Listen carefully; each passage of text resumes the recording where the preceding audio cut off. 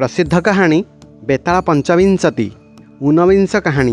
राजा पुनराय सिंसपा वृक्षमूल को जाई बेताल को स्कंधरे स्थापन कले एवं अग्रसर होगाकू लगिले। बेताल कहिला, राजन आउ गोटे कथा कहूँ शुण। बत्क्रोलक बोली गोटे अमरावती सदृश नगर अच्छी। स्वर्गर इंद्रंक परी सूर्यप्रभ नामक जड़े राजा सेठारे राजत्व करुथिले। राज्यटी धन संपदरे पूर्ण थिला। राजांकर कौनसी अभाव नथिला। केवल गोटे विषय तांकर दुख थिला, तांकर बहु राणी थिले हे निसंतान थिले। एही समय ताम्रलिप्तपुरी रे जड़े अत्यंत धनशाली बणिक थिला। ताहार धनवती नाम एक कन्या थिला। कन्याटी एते सुंदरी जे देखिले मने हेउथिला कौनसी अप्सरा सापग्रस्ता होई पृथ्वी को आसीछि कि। सेही कन्या यौवन रे उपनीत हेबा बेलकू बणिकर मृत्यु हेला। बणिकर ज्ञातिवर्ग राजांक सहायतारे तार सबु धन संपद नहीं गले। एहा परे तार विधवा पत्नी हिरण्यवती लुचाई रखिथिबा निजर रत्नालंकार तक घेनी ज्ञातिंक भୟରେ कन्या सहित घरु बाहरी गला। घोर अंधकार होइथिबारु से कन्यार हाथ धरी बहु कष्टरे नगर बाहरे पहुँचिला। सेठारे जड़े चोर को शूली रे बसा जाइथिला। अंधारे जाऊ जाऊ दैबात हिरण्यवतीर चोरर कांधरे धक्का लागिला। चोर कहिला, मु सहजे कष्ट पाउथिली, एबे तुमे मो कांधरे धक्का लगाइबारु अधिक कष्ट पाइली। तुमे कटा घारे लुण देल काहींकी? एहा परे बणिक पत्नी भୟରେ कहिला, तुमे किए? चोर उत्तर कला, मु जणे चोर। एते बेल जाए शूली रे बसी मध्य मोर प्राण बाहरी जाऊ नाही। हेउ कह, तुमे किए? कुआडे जाउछ? एहा शुणी बणिक पत्नी समस्त विषय कहिला। सेते बेलकू सूर्योदय होई आसिला। आलोक पड़िबारु चोर बणिक पत्नी एवं तार कन्या को देखि माता को कहिला, मोर गोटे प्रार्थना शुण। मु तुमको 1,000 स्वर्ण मुद्रा देवी। तुमे मोते एही कन्याटी को प्रदान कर। ताकू देवा द्वारा तुमर की लाभ हेब? एहा पचारिबारु चोर कहिला, मोर पुत्र नाही। अपुत्रिक लोकर स्वर्ग प्राप्ति हुए नहीं। जदि मोर पत्नी ठारू काहारी औरसरे संतान जात हुए, से मोर क्षेत्रज संतान हेब। माता, मोर एही शेष आशा सफल कर। बणिक पत्नी धन लोभरे एही प्रस्ताव स्वीकृत हैला एवं निकटरू जल आनी चोर हाथ दे कहिला, मु ए कन्याटी को तुमको देली। एहापरे चोर कहिला, माँ जाओ, से बरगछ मूल खोलिले सेठारू 1,000 स्वर्ण मुद्रा पाइब। मु मरीजिबा परे कौनसी मते मोर शबकु नहीं दाह करिब एवं मोर अस्थि को तीर्थरे विसर्जन करी दुहें जाक राज्य को चलीजिब। सेठारे राजा सूर्यप्रभंक सुशासन रे निश्चिंत भावरे यथेच्छा रही पारिब। एहा कहू कहू चोरर भीषण तृषा हैला। बणिक पत्नी किछि जल आनी ताहार तुंडरे देबा संगे संगे तार प्राण बाहरी गला। एहा परे बणिक पत्नी बरगछ मूलरू सुना बाहर करी कन्या सहित पतिंकर जणे बंधुंग घर को गला। सेठारे रही कौनसी प्रकार से चोरर मृतदेह को नहीं अग्नि संस्कार कराइला एवं अस्थि को नहीं तीर्थरे निक्षेप कला। अनंतर से गोपन धनतक धरी कन्या सहित जाई शेषरे बत्क्रोलक नगर रे पहुँचिला। सेठारे से वसुदत्त नामक जड़े बणिक ठारू गोटे गृह क्रय करी सेथिरे बास करबाकू लागिला। सेही नगर रे विष्णुस्वामी नामक जड़े उपाध्याय बास करुथिले। मनस्वामी नामक जड़े अति रूपवान ब्राह्मण युवक तांकर शिष्य थिला। से विद्वान और उच्चकूल संभूत हेले हें हंसावली नाम जड़े बेश्या ठारे आसक्त थिले।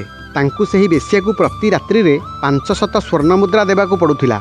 एते अर्थ न पाइबारु सेही युवकंकर शरीर क्षीण होईगला एवं से चिंताकुल होई पड़िले। दिने बणिक कन्या निज प्रासाद उपरे थिबा समय रे एही क्षीण शरीर अति मनोहर रूपवान ब्राह्मण युवक को देखि तांकठारे हृदय अर्पण कला एवं चोरर आदेश स्मरण करी माँ को कहिला, माँ एई ब्राह्मण युवक को देख। एहांक रूप और यौवन देखिले मने हुए सत्य अबा सेथिरु संसार लोकंक चक्षुरे अमृत झरी पड़ुछि। एहा शुणी बणिक पत्नी बुझिपारिले जे तार कन्या एही युवक प्रति आसक्ता। तार मने पड़िला कन्यार पति कहिथिला पुत्रार्थे काहारिकु से वरण करिवो, तेबे एही युवक को अभ्यर्थना न करिवो काहींकी। एहीपरि विचार करी से दासी द्वारा ताकू संवाद देला। दासी ताकू एकांत स्थान को डाकी नहीं संवाद कहिला। ब्राह्मण युवक उत्तर कला, जदि हंसावली निमंते 500 स्वर्ण मुद्रा मिलिबो, तेबे मु एही रात्रिक निमंते बणिक कन्या निकट को जाई पारे। दासी एही संवाद जणाइबारु बणिक पत्नी ताहा हस्तरे 500 स्वर्ण मुद्रा पठाई देले। मनस्वामी सेही मुद्रा ग्रहण करी बणिक सूता गृह को आसिला एवं कन्या को देखि अत्यंत आनंदित हैला। रात्रिटी संभोग सुख अनुभव करी प्रभात हुअन्ते जेपरी गुप्तरे आसीथिला सेहीपरि गुप्तरे चलीगला। एहा फଳରେ बणिक कन्या गर्भवती हैला। यथा समय से एक सुलक्षणयुक्त पुत्र प्रसव कला। सेही दिन राति शिव स्वप्न बणिक पत्नी और तार कन्या को देखा देई कहिले, तुमे माने एही नवजात पुत्रटी को नहीं 1,000 स्वर्ण मुद्रा सहित राजा स्वर्णप्रभंक द्वारदेश रखिदेई आसिब। एहा द्वारा तुम मानकर कल्याण हेब। शिवंकर वाक्य विश्वास करी सेमाने शिशुटी को नहीं 1,000 मुद्रा सहित राजद्वार रखिदेई आसिले। सेदिन रात्रे शिव सेहीपरि राजांकु आदेश देले, हे राजा, सकाळु उठी द्वारदेशरे गोटिए सुलक्षणयुक्त पुत्र एवं ताहा सहित सहस्र स्वर्णमुद्रा देखिबाकु पाइब। ताहाकु ग्रहण करिब एवं शिशुटीकु जत्नरे पाळिब। सकाळे प्रहरी माने राजांकु जणाइले द्वारदेशरे गोटिए शिशु शोइछि एवं ता पाखरे सहस्र मुद्रा अछि। राजा द्वार निकटकु जाई देखिले शिशुटीर हस्तपद प्रभृति छत्र ध्वज आदि शुभ चिन्हमान अछि।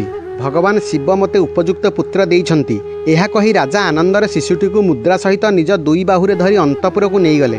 द्वादश दिवसरे महोत्सव मध्यरे पुत्रर चंद्रप्रभ बोली नामकरण करागला। क्रमे शिशुटी शुक्लपक्षर चंद्र परि वृद्धि पाइबाकु लागिला। तार रूप और गुणरे समस्ते मुग्ध होइगले। युवा अवस्था पहुंचबारु से विद्या, शौर्य, औदार्य प्रभृति गुणरे प्रजामानंकु आकृष्ट करी राज्यभार बहन करने समर्थ हेले। वृद्ध पिता सूर्यप्रभ पुत्रकु राज्य शासन में समर्थ देखि तांकु राजपदरे अभिषिक्त कले एवं निजे वाराणसी चलीगले। सेठारे उग्र तपस्या करी किछि काल परे इहलीला सांग कले। राजा चंद्रप्रभ पितांकर मृत्यु संवाद पाई दुखरे प्रेतक्रिया समापन कले एवं मंत्री मानंकु कहिले, मु पितांक ऋण सुझिबा असंभव, तथापि तांक अस्थिकु नै गंगारे निक्षेप करिवि ओ गयारे तांक उद्देश्य पिंडदान करिवि। एहा द्वारा मु तांकर सामान्य ऋण परिशोध करिवि एवं ताहा संगे मोर तीर्थयात्रा हेब। मंत्री माने कहिले, महाराज, एहा करिबा आपणक पक्षरे ठीक हेब नाही। राज्ୟରେ नाना उपद्रव लागिछि। पितांकर उद्देश्य जहाँ करने कहउछन्ति ताहा पुरोहित मानक द्वारा मध्य होई परिबो। राज्य रक्षा हेउछि आपणकर धर्म, तीर्थयात्रा तहिरु बड़ नुहे। नाना विपद परिपूर्ण तीर्थयात्रार पथिक काहीं आउ सर्वदा सुरक्षित राजा काहीं। मंत्री मानकर वाक्य शुणी राजा चंद्रप्रभ कहिले, तर्क वितर्कर प्रश्न नाही। पितृकार्य मु निश्चय जीवी, तीर्थ भ्रमण मध्य करिवि। शरीर नश्वर, केतेबेले कौन हेब कुहा जाई न पारे। तेणु बल थाऊ थाऊ तीर्थयात्रा करिबा उचित। मु फेरी आसिबा पर्यंत तुमे माने राज्य रक्षा करुथाओ। राजांकर दृढ़ निश्चय जानी मंत्री माने नीरव रहिले। राजा जीवा निमंते समस्त आयोजन कले। एक शुभ दिन रे राजा स्नान और होम करी ब्राह्मण मानकर अर्चना कले। तत्परे रथ उपरे बसी बाहरिले। सामंत, राजपुत्र, पुरोजन प्रभृति सीमांत पर्यंत राजांकर अनुगमन कले। सेठारे राजा सेमानंकु सादर संभाषण करी विदाय देले एवं केवल पुरोहित और केतेक ब्राह्मणों सहित अग्रसर हेले। नाना देश, नाना भाषा और विविध विचित्र दृश्य देखि देखि राजा बहु राज्य अतिक्रम कले एवं शेषरे गंगा तीर रे पहुंचिले। राजा रथरु अवतरण करी यथाविधि पिता सूर्यप्रभंकर अस्थि गंगारे विसर्जन कले एवं श्राद्ध समापन करी ब्राह्मण मानकु समुचित दान दक्षिणा देले। तदनंतर राजा रथारोहण करी प्रयाग को गले। सेठारे मध्य राजा श्राद्ध दान प्रभृति करी वाराणसी प्रस्थान कले। से वाराणसी रे 3 दिन उपवास पूर्वक शिवंकर पूजा आराधना कले। तत्परे से गया अभिमुखे बाहरिले। पथ मध्य अनेक वन, गिरी, नदी प्रभृति अतिक्रम करी से गया तीर्थरे पहुंचिले। सेठारे यथाविधि श्राद्ध करी और ब्राह्मण मानंकु दक्षिणा देई गया कूपकु पिंड देवाकू गले। मात्र पिंड देवा बेलकु 3टी हस्त पिंड ग्रहण करने प्रसारित हेबार देखागला। एथिरे विस्मित होई राजा ब्राह्मणों को कहिले, ए बड़ आश्चर्य कथा, केउ हातरे पिंड देवी?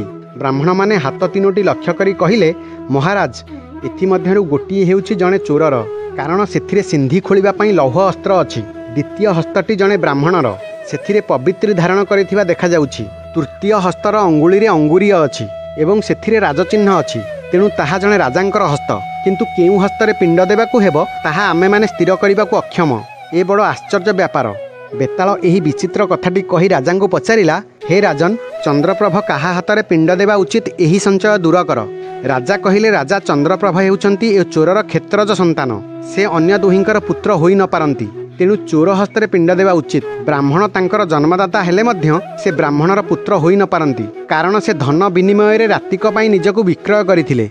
राजा सूर्यप्रभ लालन पालन संस्कार प्रभृति कराइथिबारु से पिता होई पारि थान्ते, किंतु शिशु सहित जो धन ग्रहण करथिले ताहा द्वारा ए सबु करा जाइथिला।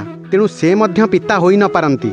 माता जहा हस्तरे निज कन्या को समर्पण करिथिला, जहा आदेशरे एही कन्या गर्भरु राजांकर जन्म, सेही चोर ही हेउछि तांकर पिता एवं चंद्रप्रभ तार क्षेत्रज पुत्र। तेणु पिंड हेउछि सेही चोरर प्राप्य। एहा शुणी बेताल अलक्षित भावरे राजांक स्कंधरु चली जाई सिंसपा वृक्ष को आश्रय कला। राजा मध्य दृढ़ मनरे ताकू आनिबा पई तार अनुसरण कले। कहानी जदि आपनकु भल लागि थाए तेबे चैनल को सब्सक्राइब करिवे।